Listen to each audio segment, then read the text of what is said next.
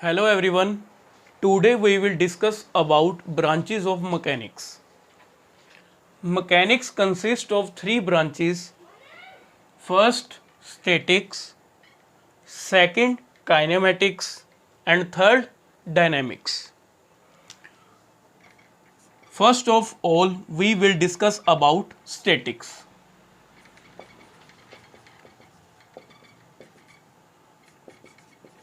The branch of mechanics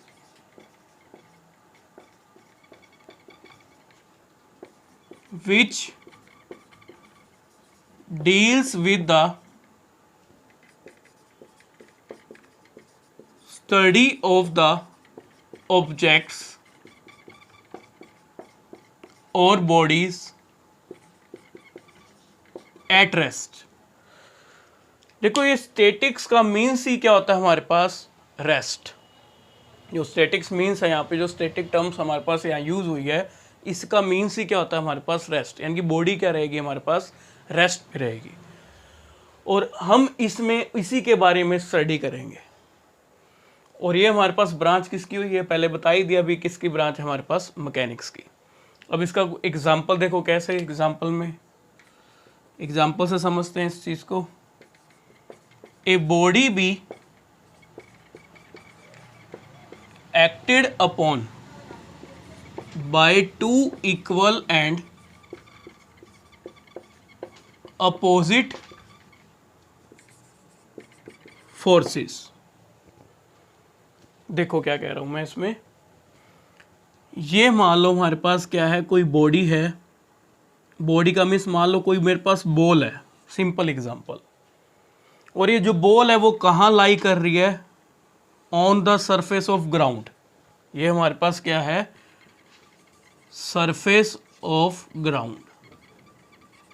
और ये हमारे पास क्या है, कोई बॉडी है. और जिसको मैं क्या मान रहा हूँ भाई, बॉडी क्या है हमारे पास, कोई बॉल है जो कहाँ लाई कर रही है हमारे पास, on the surface of ground. अब इस बॉल पे मैं क्या करता हूँ, मान लो मैंने इक्वल एंड अपोजिट क्या लगाई, फोर्स इस पे ऊपर अप्लाई की. ये वाली भी फोर्स कितनी है, 2 न्यूटन. और ये भी फोर्स कितनी है हमारे पास, 2 न्यूटन. तो क्या ये बॉडी हमारे पास मूव करेगी या ये बॉडी मोशन में होगी, नहीं. यानी कि बॉडी किस में रहेगी, रेस्ट पे ही रहेगी. यानी कि जो बॉल है वो किधर रहेगी हमारे पास, रेस्ट पे.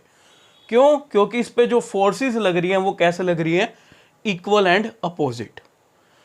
भी जैसे मान लो मेरे पास ये कोई मार्कर है, सिंपल सी बात है, इसके एक एंड पे मैं यहाँ 2 न्यूटन फोर्स लगाता हूँ और इसके दूसरे एंड पे यहाँ 2 न्यूटन फोर्स लगाता हूँ. तो क्या ये मार्कर मूव होगा, नहीं होगा. ये मार्कर क्या रहेगा, रेस्ट पे रहेगा. और यही जो हम स्टडी करेंगे, इसी के बारे में हम जो स्टडी कर रहे हैं, उसी को वो किसकी ब्रांच बन रही है हमारे पास, मैकेनिक्स की है. और उसी को हमने क्या नाम दिया हुआ है, स्टैटिक्स. यानी कि हम इसी के बारे में ही डिस्कस करेंगे जैसे जैसे हम चैप्टर में आगे चलते जाएंगे. सेकंड देखो हमारे पास आता है kinematics.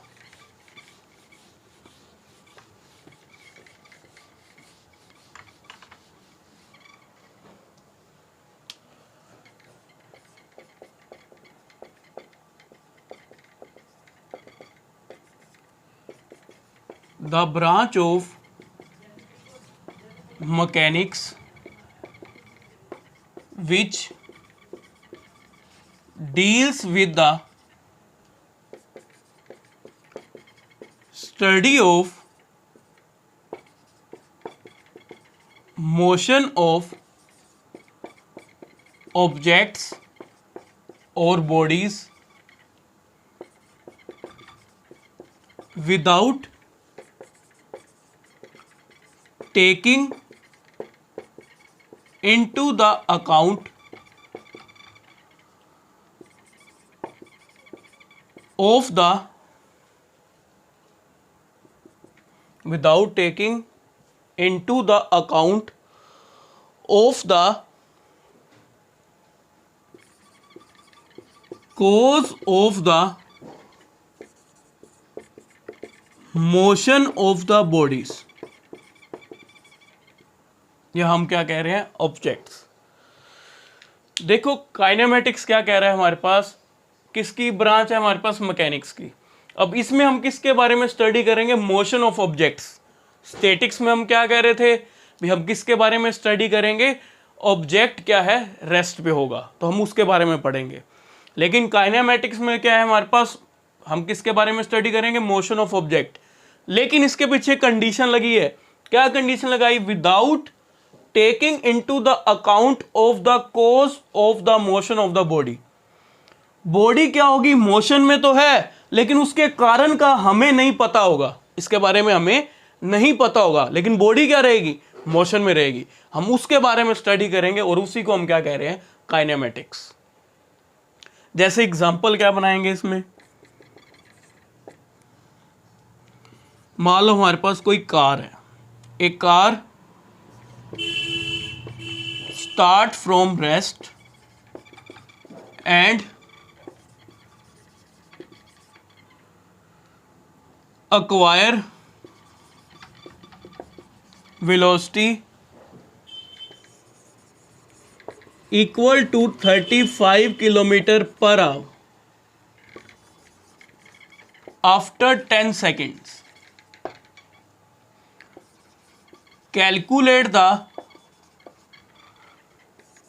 acceleration of the car. तो देखो इसमें एग्जाम्पल क्या बना हमारे पास।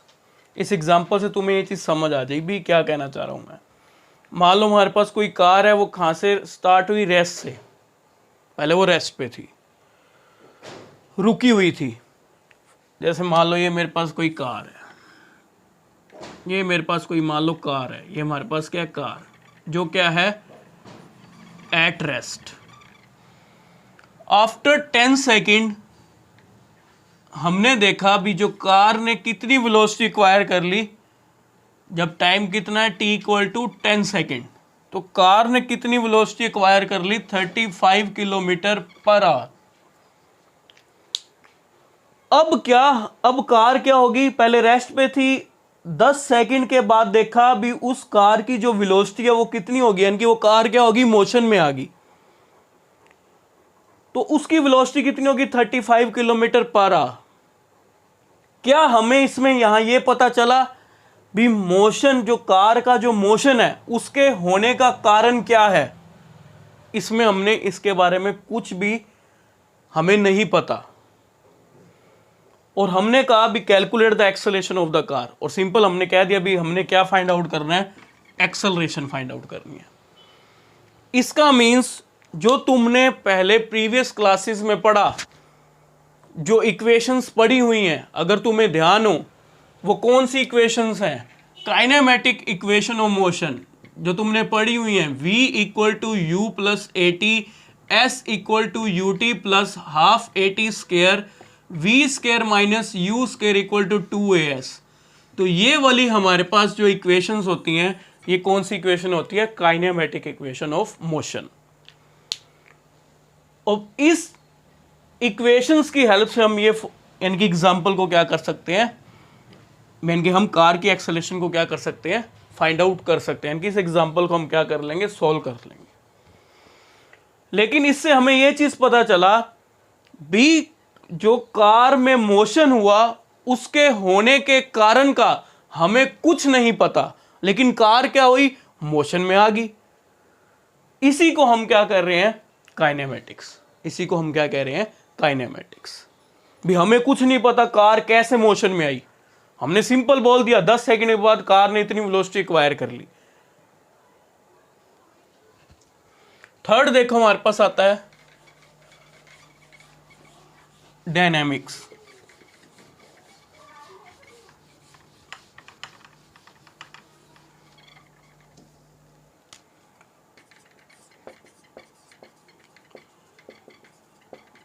डायनामिक्स में देखो क्या कहेंगे हम? The branch of mechanics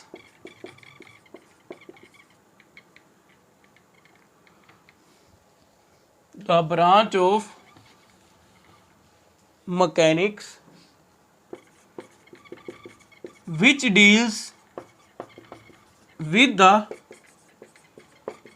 study of motion of objects और bodies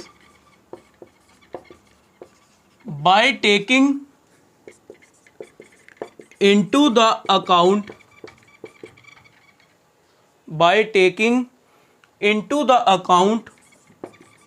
of the forces which cause the motion of the body।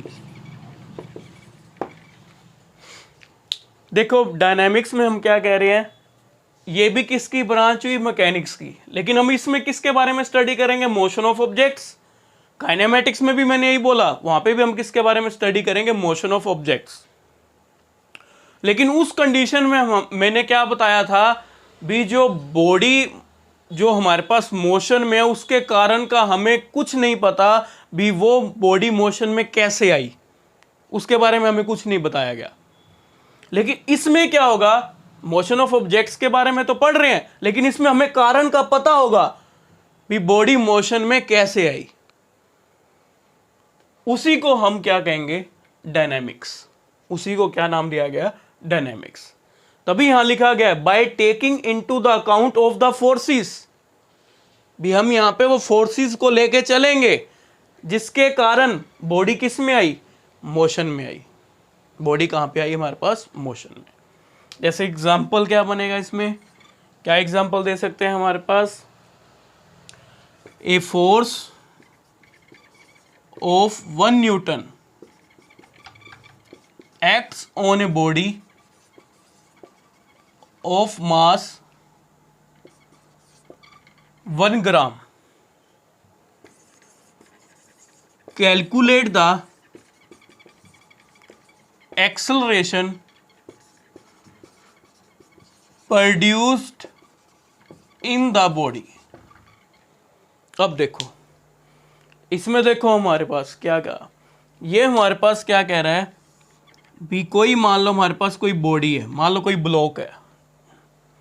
अब इसका जो मास है वो कितना है हमारे पास, 1 ग्राम। अब इस ब्लॉक पे हमने क्या किया, फोर्स एक्ट की, वो कितनी एक्ट की, 1 न्यूटन।